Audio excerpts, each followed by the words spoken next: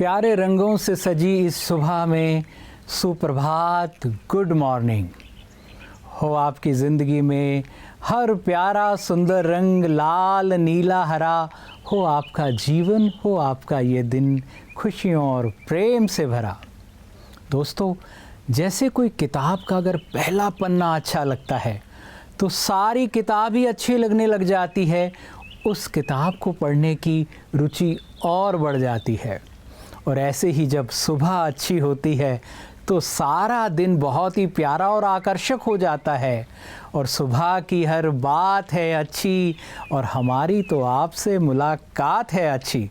तो आइए आज के दिन को और खुशी और रुचिपूर्ण और प्यारा बनाते हैं सुवाक्य के साथ। जो निखर कर बिखर जाए वो कर्तव्य है, और जो बिखर कर निखर जाए वो हमारा व्यक्तित्व है।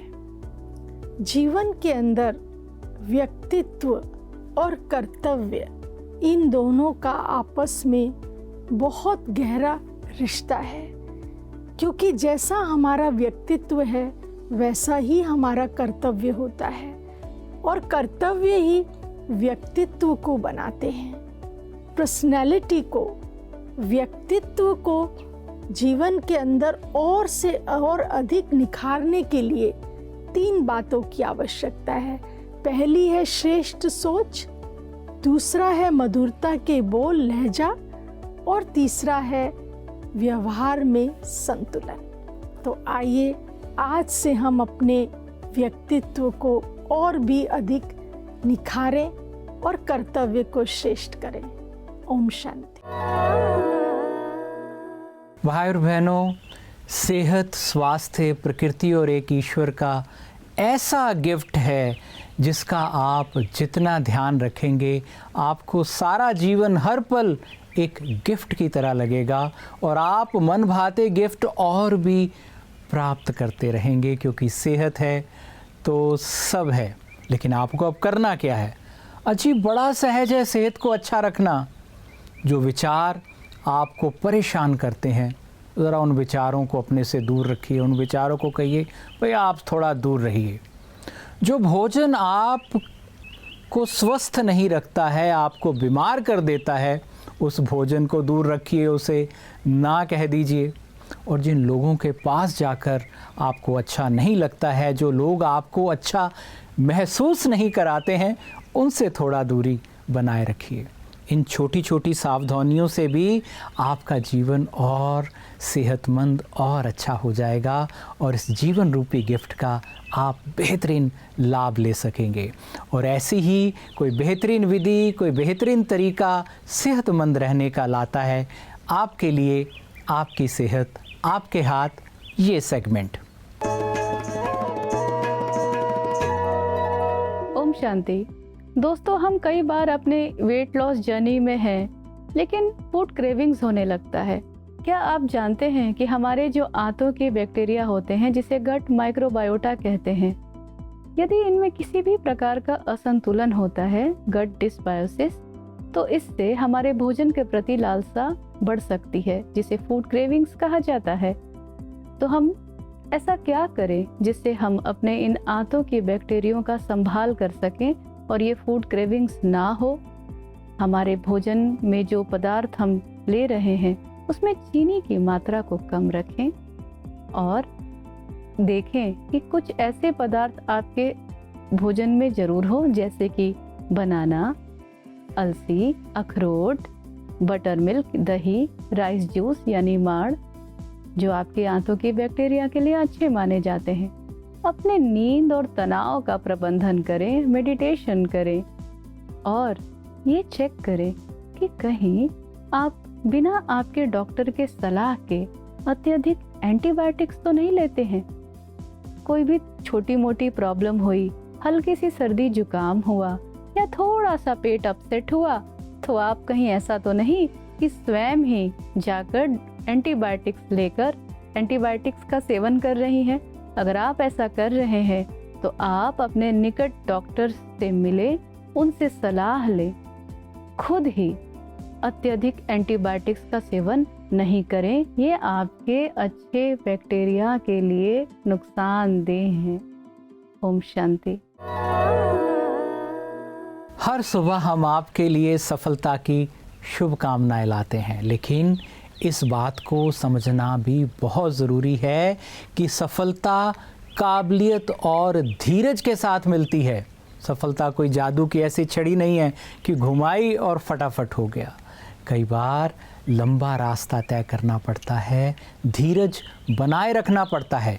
यदि आपको किसी भी काम को करते हुए बहुत समय हो गया है, हो सकता है वर्षों बीत गए हैं, लेकिन आपको सफलता नहीं मिल रही है, तो भी आपको धीरज बनाए रखना है, आशाओं को सजाए रखना है।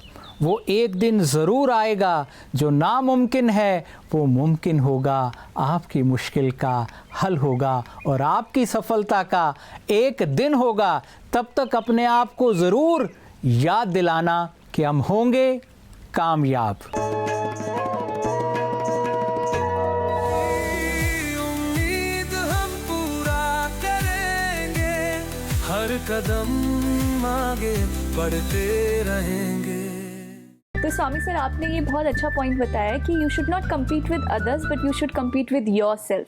तो यहाँ पर एक और मेरे जहन में क्वेश्चन आ रहा है कि अब जब खुद से कम्पीट करने की बात आती है तो खुद की क्वालिटीज़, खुद की स्ट्रेंथ को भी डेवलप करने की ज़रूरत है, तो वो हम कैसे कर सकते हैं अदिति जी? एज पेरेंट्स हम अपने बच्चों के अंदर जो चीज़ देखते हैं वही चीज़ ग्रो करती है। राइट।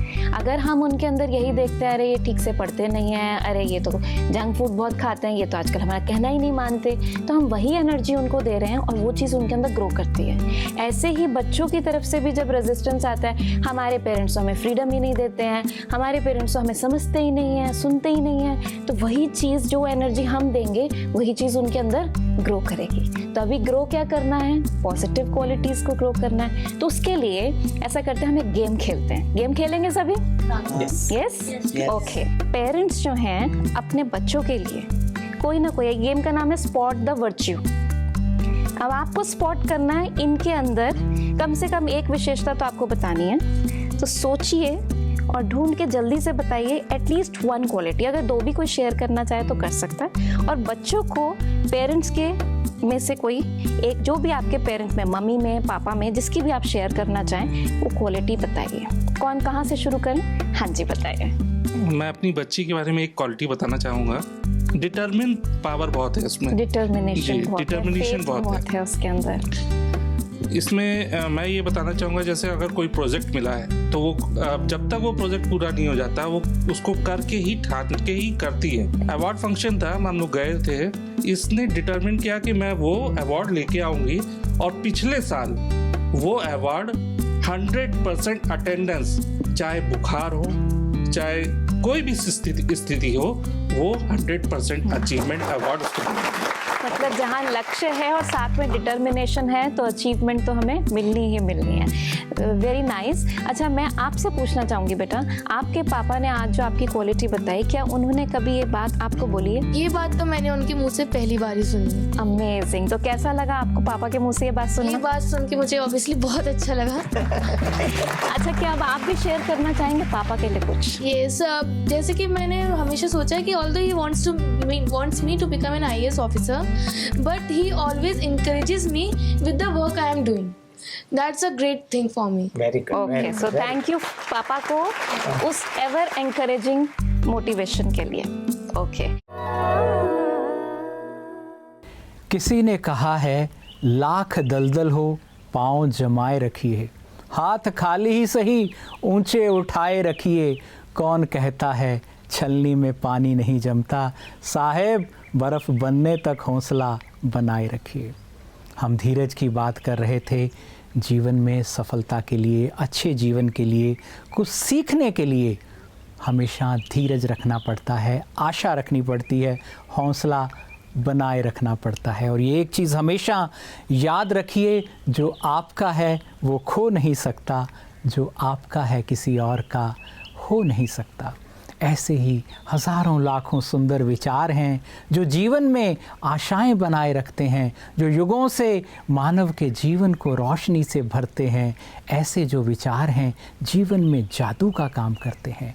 और ऐसे ही विचार हैं श्रीमद् भगवत गीता में, जिसको हम लाते हैं आपके लिए सब रंग में। गीता कहती है ज्ञानी और क्रियाशील होता है, लोक संग्रह के लिए वो कर्म करता है, स्वार्थ के लिए कर्म नहीं करता। जैसे कहते हैं अगर किसी के चरण स्पर्श करना सिखाना है बच्चे को, तो पहले हम किसी का चरण स्पर्श करें तो हमें देखकर बच्चा भी चरण स्पर्श करना सीख लेगा। इसी तरह हम ज्ञानी भगवान के बारे में जानते हैं, अज्ञान से मुक्त हो गए हैं, तो हम निष्क्रिय ना बने, हम क्रियाशील बने रहे और अपने कर्मों को सुकर्म बनाने के लिए सदैव परमात्मा को साथी बनाकर चले। मुस्कुराते हुए हर परिस्थिति का सामना करें और परिस्थिति से स्वस्थिति को कभी नष्ट ना करें। इसी लक्ष्य के साथ जब हम आगे बढ़ते हैं, सच में ज्ञानी जीवन एक वरदान साबित हो जाता है। भाई बहनों, आप हमारे लिए कितने महत्वपूर्ण होंगे ज़रा सोचिए। हर सुबह सब रंग में हम आपसे मिलने आते हैं और आपको भी ये बात याद रखनी है, इस सृष्टि पे हर व्यक्ति, हर वस्तु का एक महत्व है, उसकी ज़रूरत है।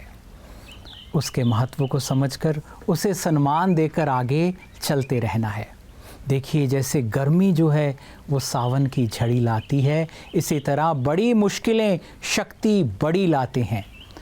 जो आपको कठिनाई देते हैं या जो मुश्किलें जीवन में आती हैं, वो आपको कमज़ोर करने के लिए नहीं आती हैं, वो आपको और शक्तिशाली बनाने के लिए आती है। इसलिए सबको सम्मान देते हुए आगे बढ़ते रहिए। सम्मान के पुष्पों को हाथों में और लबों को सजाकर मंजिलों की ओर चढ़ते रहिए। ये हमारी शुभकामनाएं हैं आज सब रंग में। ओम शांति, नमस्कार।